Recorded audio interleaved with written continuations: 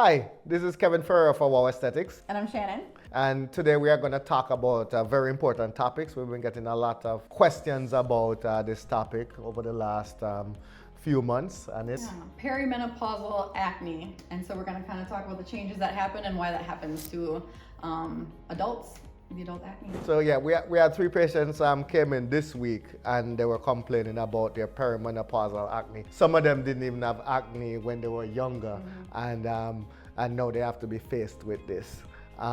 So, acne is there are four main causes of acne. Acne is a skin condition that results from four main causes. Number one Is the sebum inside the pores. Yeah, excess sebum, and then if you have a large pore size, then the sebum will collect and stay in there. And number three, Delayed skin turnover. and also the bacteria which lives in the pores and causes inflammation, and then you result with pain, scarring, and plenty blackheads, which does not aesthetically look good. So that's at baseline what is going on with acne for everybody. Yes. And so when we get into our mid-30s and onward, women have some changes in the amount of estrogen that they have in their bodies. And so this is where these changes come from. Yes, so number one for the perimenopausal acne, number one would be the hormonal changes. In these folks, their estrogen decrease and they are left with a high testosterone rather, which is an androgen that feeds acne development. Yeah, so that little bit of change can really affect the skin barrier, which dries it out, and your body's response to that is to make oil. So now you're feeding that whole sebum system, and we have to get on top of managing how to balance those things. Yeah, so there are skin barrier changes when in the perimenopausal patient. These patients, the skin doesn't turn over as normal. A baby skin would turn over within 2 weeks. Normal adults, their skin turn over in 4 weeks. By the time you get to 80, 90, it might be 6 to 8 weeks for one skin cell of your epidermis to go up and slough off. So skin turnover is a big thing, and it's big in development of acne. Yep, and so if your skin barrier is not intact or healthy, you're not able to store the antioxidants, you're not able to keep those bacteria down, and the pore size gets bigger. So that's the important part there. Yeah. So another thing that would cause perimenopausal acne to exacerbate is increased stress. Yep, and it's very hard to manage cortisol at baseline in our society. So now you're taking into consideration your changes with hormones that also contribute to increased stress hormone in your body. Yeah, and that cortisol will make your acne worse every time. Another cause or another contributory factor is diet. Yeah, we in America these days, most times we are eating a highly inflammatory diet. Yep. Processed foods, diet rich in heavy metals and other toxins. High fructose corn syrup. Yeah.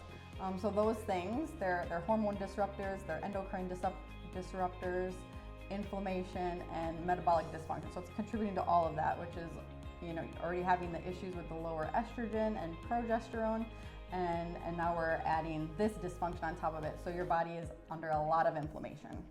Yeah. So how do we treat? Treatment. Okay, so there's lots of natural things that we can do to help manage that, of course, starting Yes. with the diet. Yes.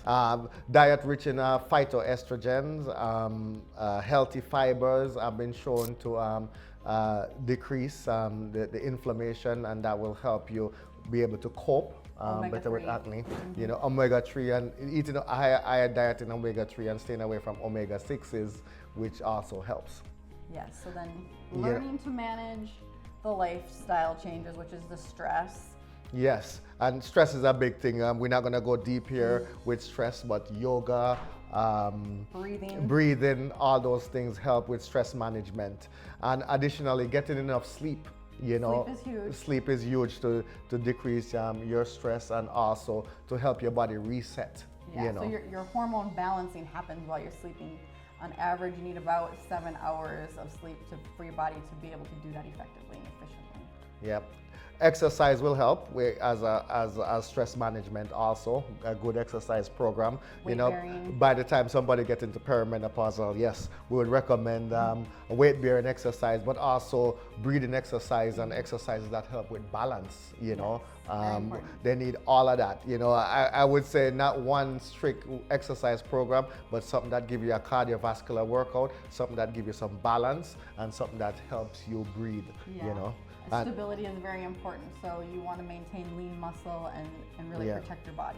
So anything from yoga to Tai Chi, Qigong, some martial arts, Vibration dancing, vibration plates, Yeah. Weight bearing. You can do swimming, but swimming is a cardiovascular and you just have to know that. So you'd have to do something weight bearing too, in addition to that.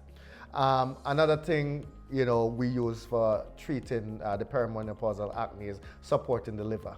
Yes, supporting the liver. So managing toxins is very important. Environmental toxins, the things we consume every day. It's just being aware of what's out there, minimizing your exposure to stuff, and then occasionally doing cleanses or binders and things like that to make sure that it's working its very best to help your body be able to use everything properly and get those hormones to where they need to be.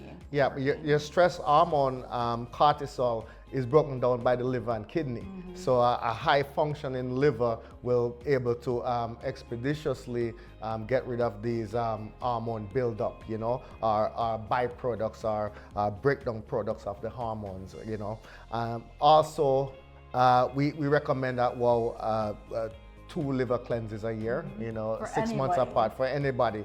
Our liver is like our filter. So That's always a good place to start. If you're somebody who's having any issue metabolically, hormone-wise, energy-wise, if you've never done a liver cleanse, that's a great place to start. yes, yeah, we recommend it for weight loss clients and also just even aesthetic clients who want to look their best and feel their function. best. Your thyroid will function better. We're talking about estrogen. Your body will be able to manage the dysfunction that's happening in your body better, as well as some of our stress hormones. Yes. And also adaptogen herbs. Yeah. Maca, Ashwagandha. ashwagandha, good adaptogen herbs, Chaseberry is another one. Yes. So those are all very good. Those help your body regulate those hormones in a natural way and sustain them longer instead of being depleted.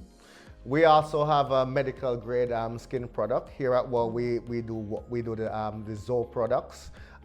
We would start with a baseline cleanse, exfoliate, and also tone.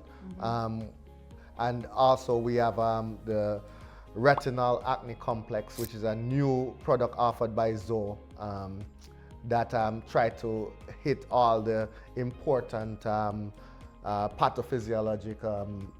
We also have a dual scrub that works well with that one, so it helps with the skin turnover, get them pore sizes down, and just manage the oil the best way we can. Yeah.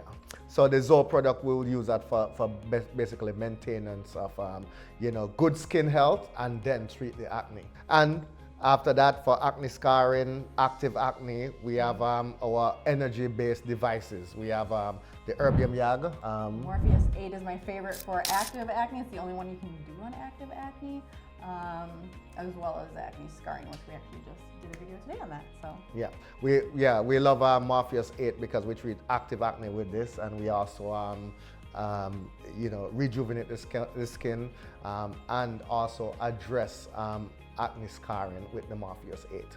CO2 laser get notable mention here because this helps to decrease pore size, but we like to treat clients when the acne is not active with the Erbium YAG and CO2 lasers.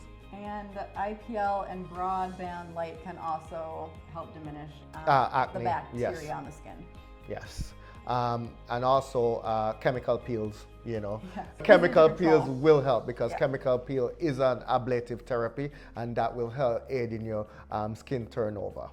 Yeah. Some medications we use as one-off, we can use retinols or Triluma, those medications to Occasionally prepare we have the to skin. use antibiotics, even though that's like a last resort. That's getting something under control before we can really treat the problem if it's overwhelming. All right, so that's basically our talk on perimenopausal acne. And remember, this is WHOW Aesthetics. We meet you where you are.